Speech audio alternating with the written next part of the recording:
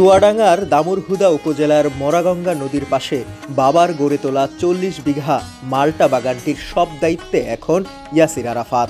সম্প্রতি তার বাবা সাখাওয়াত হোসেন মারা গেছেন। ২০১৩ সালে জেলায় মূলত প্রথম বাণিজ্যিকভাবে মাল্টার আবাদ শুরু করেছিলেন প্রয়াত সাখাওয়াত হোসেন বাবুল। ২০১৯ সালে দেশের সবচেয়ে বড় মাল্টা বাগান মালিকের স্বীকৃতি এবং জাতীয়ভাবে পুরস্কার পেয়েছিলেন তিনি।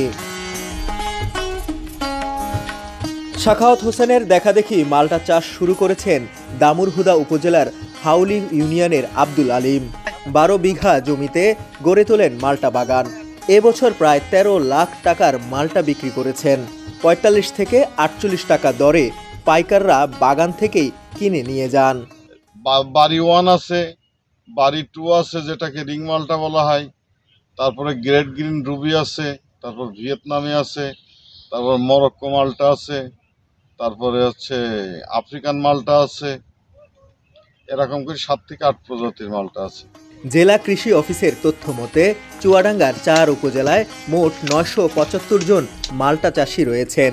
চলতি মৌসুমে ৩২৬ হেক্টর জমিতে মাল্টা উৎপাদন হয়েছে ৪,১৬০ মেট্রিক টন, যার বাজার দর প্রায় ২১ কোটি টাকা। পুরুষের পাশাপাশি নারী কৃষানীরাও মাল্টা চাষে যুক্ত হচ্ছেন। কৃষকদের হারভেস্ট করার সময়টা আমরা চাচ্ছি যে কৃষকরা সঠিক সময় হারভেস্ট করুক এবং তারা সঠিক মূল্য পাক।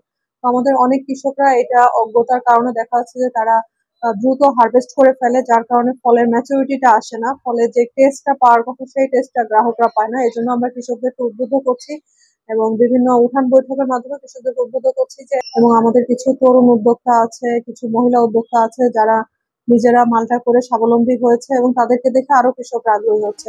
মাল্টা চারা লাগানোর 18 মাসের মাথায় ফল আসতে শুরু করে। রোগবালাইও কম। একটি মাল্টা গাছ থেকে বছরে ৩০০ থেকে ৩৫০টি পর্যন্ত ফল পাওয়া যায়।